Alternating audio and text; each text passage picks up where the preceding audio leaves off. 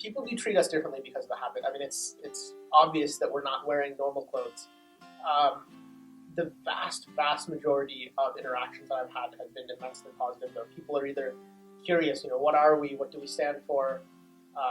Why are we dressed like we're from some medieval acting troupe or something? I've had questions of whether I was part of a Shakespeare play that was going on in the next building over. So it's an interesting experience living in the habit, but it's definitely a blessed one because it's the source of a lot of interactions with people and an opportunity for God to work through you in people's lives. Yes, I would say people treat me differently because of the habit. In a number of ways. Most of the time, it's positive, honestly. Thanks be to God. I mean, certainly there are places in the world and even situations here in the United States when sometimes the habit or other forms of significant dress that relates to the clergy can be disparaged. But I would say for myself, most of my experiences, thanks be to God, have been positive. I think it's because of the witness value it gives to God and to the eternal life that we all are striving for.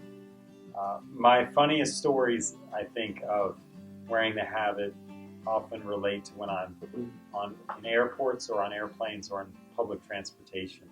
When I've been on the subways, for example, in Washington, D.C., people have just come up to me and asked me for prayer.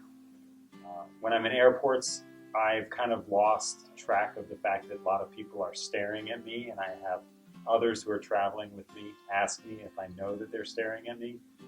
Sometimes when I go on an airplane, I've even had someone say, "Oh boy, I sure am glad you're on this flight," in which I respond, "I'm glad you're on this flight too."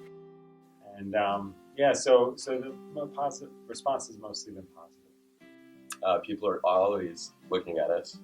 People are always constantly giving us glances, things like that. Especially when you're in a community of men who wear cassocks.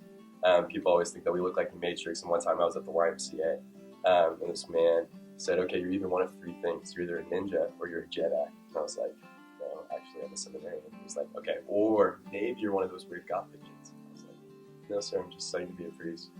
But it's actually a great gift that we get to wear the habit, because I'll sit down on an airplane, right, and somebody will just look at me, right, kind of glance. Okay, clearly I know you're looking at me. So I ask them their name, and I ask them, "What do you do?" Because the polite thing when you ask somebody is, "What do you do?" is normally they say, "What do you do?" Right? And so I know I ask, like, "What do you do for work?" They say, like, "Oh, I'm a lawyer." "Oh, like, I'm a business person." I'm like, "Okay, that's awesome." Then they ask me, "What do you do?" And I'm like, "Oh, I'm a seminarian." And the normal question is, "Why are you that?" And so then I get to share my testimony with the person of, like, why I felt called to be a priest and why I'm, like, part of the community that I'm part of and how Jesus has touched my life. So it's a great testimony.